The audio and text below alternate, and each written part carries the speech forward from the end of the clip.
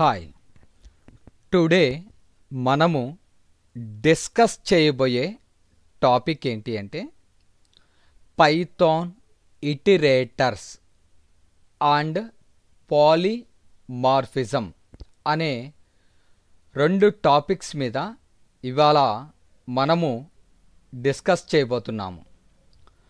Iterators అంటే ఏంటి అంటే an iterator is an object that contains a countable number of values.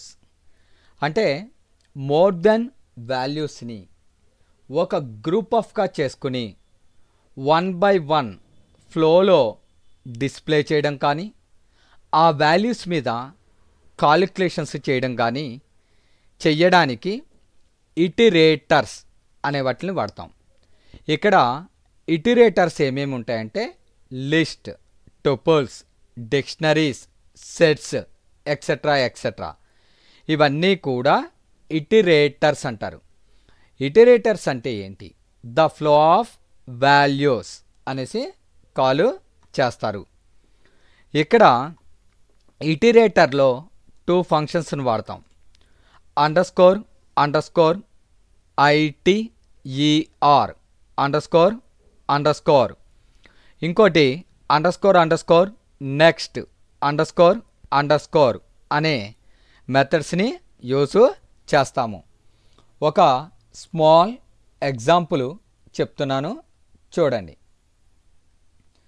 ఇక్కడ my tuple అనే ఒక టుపుల్ తీసుకున్నాను. It's a tuple. ఎలా చెప్పానండి? రౌండెడ్ బ్రాకెట్స్ ఉంటే దాన్ని టుపుల్ అనేసి కాల్ చేస్తారు. యాపిల్, బనానా, చెర్రీ ఇలా తీసుకున్నా. మైట్ అనే ఒక వేరియబుల్ తీసుకున్నా. అందులో ఇటరేటర్ ఆఫ్ మై టుపుల్లో ఉన్న డేటాని ఇటరేటర్ కింద కన్వర్ట్ చేసి మైట్ అనే వేరియబుల్లోకి స్టోర్ చేశాను. అందులోంచి ఇక్కడికి రీడ్ చేసుకోవాలి. నెక్స్ట్ ఆఫ్ మైటన అంటే యాపిల్ అనేది ప్రింట్లోకి ప్రింట్ అవుతుంది. బనానా, చెర్రీ ఇలా 1 by 1 మనకి ప్రింట్ అవ్వడం జరుగుతుంది. సో ఇటరేటర్ ద్వారా మనము లూప్స్ని యూజ్ చేయకుండా 1 by 1 ప్రింట్ చేశాము. అసలు ఇటరేటర్ అనేది వాడకుండా ఇక్కడ ఈ డేటాని 1 by 1 ప్రింట్ చేయాలంటే ఫర్ లూప్ అనేది యూజ్ చేస్తాము. సో చూడండి, for I in my tuple అని ఇచ్చాను. ప్రింట్ ఐ అన్న ఇక్కడ 1 by 1 ప్రింట్ అయింది. ఎలా జరుగుతుందో చూడండి. మై టుపుల్ అనే టుపుల్లో ఉన్న యాపిల్ అనే డేటా ఐలోకి వస్తుంది. దాన్ని ఇక్కడ ప్రింట్ చేశాను. తర్వాత మై టుపుల్లోంచి బనానా దాన్ని ప్రింట్ చేశాను. మై టుపుల్లోంచి ఐలోకి చెర్రీ ఇలా 1 by 1 మనము ఫర్ లూప్ ద్వారా ప్రింట్ చేయొచ్చు. At the same time iterator ద్వారా కూడా ప్రింట్ చేయవచ్చు. ఇంకొక అనదర్ ఎగ్జాంపుల్ చూడండి. మై స్ట్రింగ్ అనే వేరియబుల్ తీసుకున్నా. అందులో బనానా అని తీసుకున్నా. My iterator of my string అన్న ఈ స్ట్రింగ్లో ఉన్న డేటాని ఇటరేటర్ కింద కన్వర్ట్ చేసుకుని మైట్ అనే వేరియబుల్లోకి స్టోర్ చేసాం. నెక్స్ట్ ఆఫ్ మైట్ అన్న బనానాలోంచి బీని రీడ్ చేసి ప్రింట్ చేస్తుంది. నెక్స్ట్ ఆఫ్ మైట్ అన్న ఏ ఇలా ఒక్కొక్క లెటర్ని ఇటరేటర్లోకి రీడ్ చేసి ప్రింట్ చేస్తుంది. ఈ విధంగా మనము ఒక స్ట్రింగ్లో ఉన్న డేటాని కంటిన్యూస్లీ ఇటరేట్ చేసాము. సో నెక్స్ట్ ఎగ్జాంపుల్ చూడండి. నా దగ్గర ఒక క్లాస్ తీసుకున్నానండి.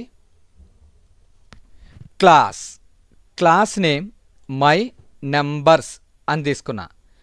డెఫ్ underscore iterator underscore self dot A అనే వేరియబుల్లోకి 1 అనే ఒక వాల్యూని పంపించాం. రిటర్న్ సెల్ఫ్ ఆ వాల్యూని రిటర్న్ చేసాం. Under score next self dot ఏలో ఉన్న 1 అనే వాల్యూని ఎక్స్లోకి పంపిస్తున్నా. తర్వాత ఏలో ఉన్న డేటాకి 1 యాడ్ చేశాను. Self dot A plus equals to 1 అంటే ఏలో ఉన్న 1కి 1 యాడ్ చేశాను, 2 అవుతుంది. ఇక్కడ రిటర్న్ మాత్రం ఎక్స్ వాల్యూని చేశాను. చూడండి, మై క్లాస్ అనేది ఆబ్జెక్ట్ ఎవరికండి? మై నంబర్స్ అనే క్లాస్కి. ఇటరేటర్లోకి ఆ మై క్లాస్ని త్రో చేశాను. నెక్స్ట్ మై ఇటరేటర్ అన్న ఆటోమేటిక్ ఇటరేటర్ కాల్ అయిపోయి ఏలోకి 1 వస్తుంది.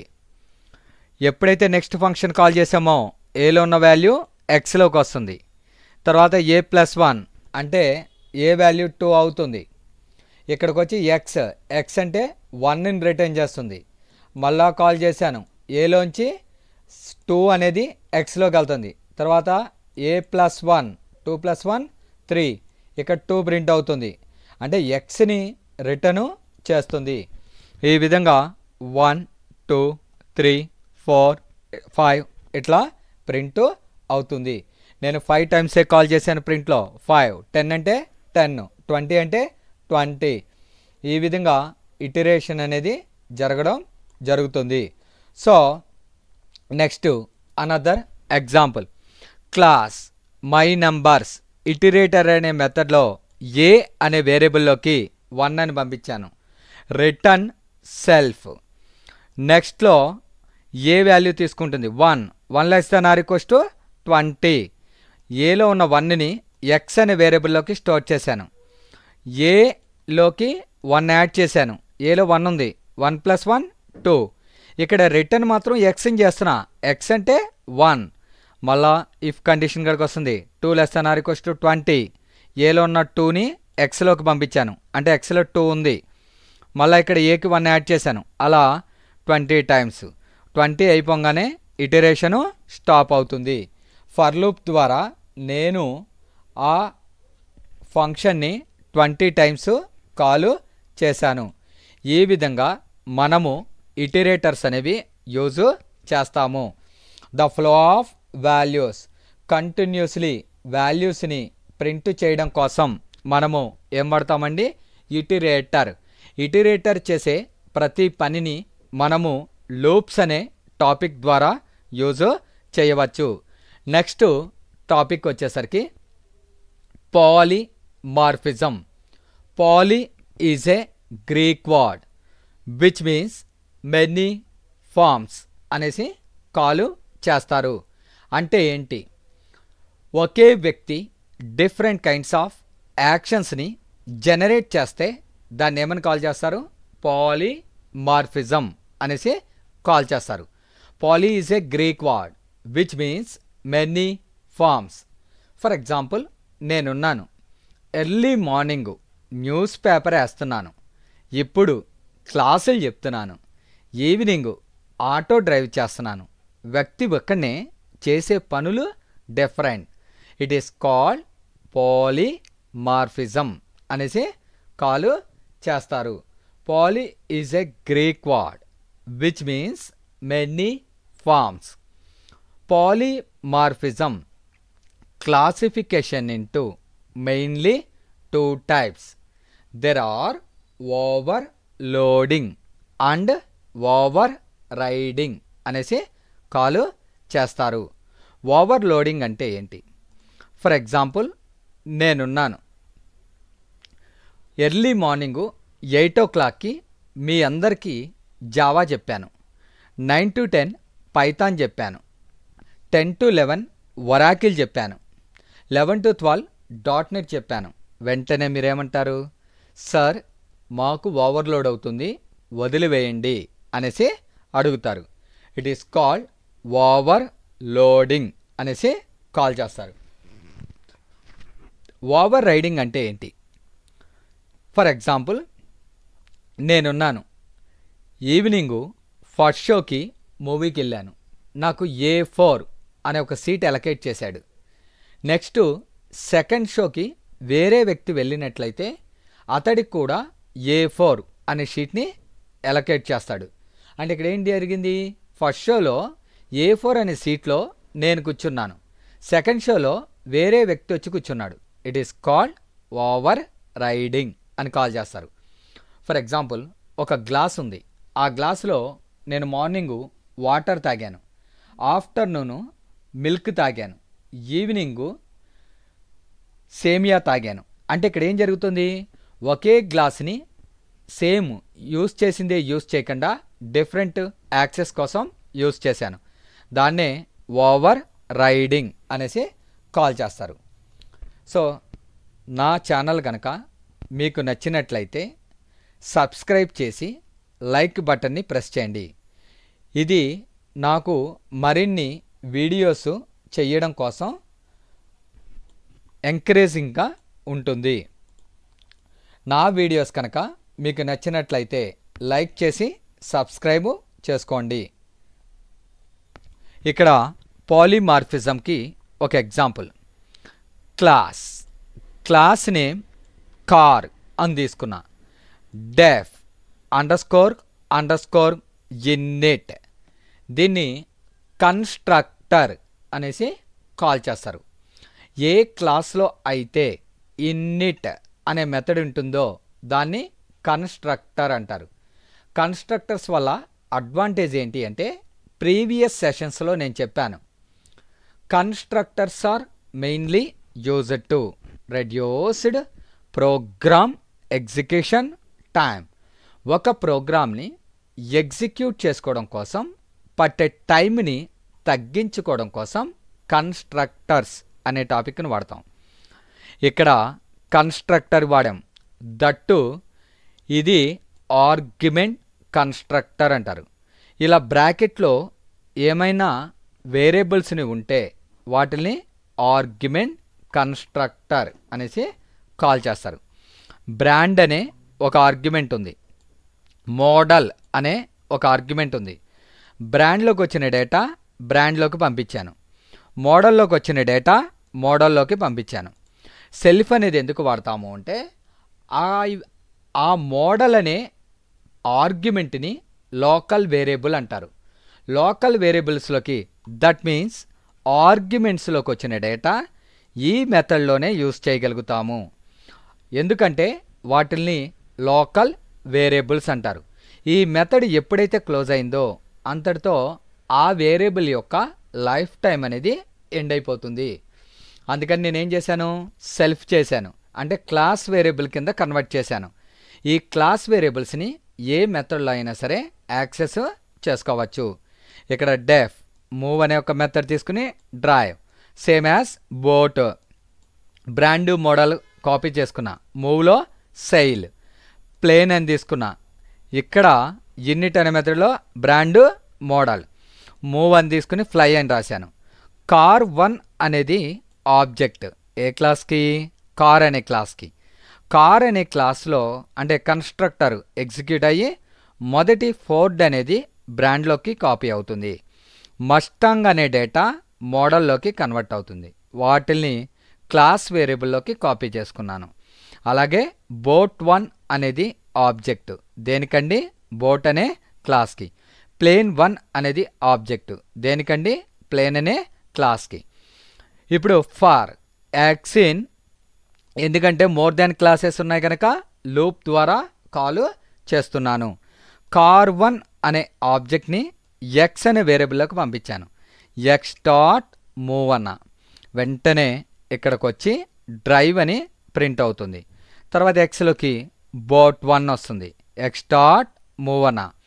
బోట్1లో బోట్ అనే క్లాస్లో ఉన్న సెయిల్ అనే మెథడ్ ప్రింట్ అవుతుంది. ఆ విధంగా ప్లేన్1 ఈ విధంగా ప్రింట్ అవుతుంది. ఒకసారి అవుట్పుట్ అనేది చూడండి, డ్రైవ్, సెయిల్, ఫ్లై అనేసి వచ్చింది.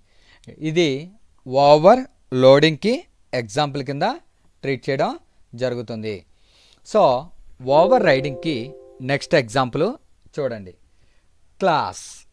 క్లాస్ నేమ్ వెహికల్ అని తీసుకున్నా, def underscore init underscore self 2 arguments తీసుకున్న బ్రాండ్ అనే ఒక ఆర్గ్యుమెంట్ మోడల్ అనే ఒక ఆర్గ్యుమెంట్ బ్రాండ్ అనే ఆర్గ్యుమెంట్లోకి వచ్చిన డేటాని క్లాస్ వేరియబుల్లోకి కాపీ చేసుకున్నా ఎందుకు అంటే ఆర్గ్యుమెంట్స్ని లోకల్ వేరియబుల్స్ అంటారు లోకల్ వేరియబుల్స్ యొక్క లైఫ్ టైము ఆ మెథడు క్లోజ్ అయ్యేంతవరకే ఉంటుంది అదే క్లాస్ వేరియబుల్ అయితే ఆ క్లాస్లో ఉన్న ఏ మెథడ్లో అయినా సరే ఆ వేరియబుల్స్ని యూజ్ చేయవచ్చు ఇక్కడ మూవ్ అని తీసుకుని మూవ్ అన్న class car inheritance of vehicle అన్న అంటే వెహికల్ అనే క్లాస్ని కార్ అనే క్లాస్లోకి ఇన్హెరిట్ చేశాను ఇక్కడ డేటా ఏమీ రాయిలా పాస్ అని వదిలేశాను అలాగే బోట్ ఇక్కడ మూవ్ అనే మెథడ్ తీసుకుని సెయిల్ అని రాశాను ప్లేన్లో ఫ్లై అని తీసుకున్నా కార్ 1 అనేది ఆబ్జెక్ట్ దేనికండి కార్ అనే క్లాస్కి అందులో ఫోర్డ్ మస్టాంగ్ అలాగే బోట్ 1 అనేది ఆబ్జెక్ట్ బోట్ అనే క్లాస్కి ప్లేన్ 1 అనేది ఆబ్జెక్ట్ ప్లేన్ అనే దానికి ఫర్ ఎక్సిన్ కార్ 1 అన్న కార్ 1 అనే ఆబ్జెక్ట్ ద్వారా కార్ అనే క్లాస్లో ఉన్న డేటాని ఎక్స్ అనే వేరియబుల్లో కాల్ చేశాను ఎక్స్ డాట్ బ్రాండ్ అన్న ఈ ఫోర్డ్ వచ్చి బ్రాండ్లోకి వెళ్ళిపోయి దాన్ని ఇక్కడ ప్రింట్ చేస్తుంది అలాగే మస్టాంగ్ బోట్ 1 తర్వాత ప్లేన్ 1 అలాగే మూవ్ ఇలా మనము లూప్ ద్వారా మోర్ దాన్ క్లాసెస్ని ప్రింట్ చేసాం ఇక్కడ మీరు గమనించినట్లయితే దీన్ని వెహికల్ అనే క్లాస్లో ఉన్న మూవ్ అనే మెథడ్ని కార్ ద్వారా ప్రింట్ చేశాను నిజానికి కార్లో ఎటువంటి మెథడ్స్ లేవు దీన్నే ఓవర్ రైడింగ్ అంటారు ఓవరాల్గా పాలిమార్ఫిజం అంటే ఏంటి poly is a Greek word which means many forms అనేసి కాల్ చేస్తారు poly is a Greek word which means many forms ఇక్కడ ఒకే ఫంక్షన్ డిఫరెంట్ కైండ్స్ ఆఫ్ యాక్షన్స్ని జనరేట్ చేయడాన్ని పాలిమార్ఫిజం అనేసి కాల్ చేస్తారు సో థ్యాంక్ యూ అండి నా వీడియోలు కనుక మీకు నచ్చినట్లయితే సబ్స్క్రైబ్ చేసుకుని లైక్ బటన్ని ప్రెస్ చేయండి థ్యాంక్ యూ వెరీ మచ్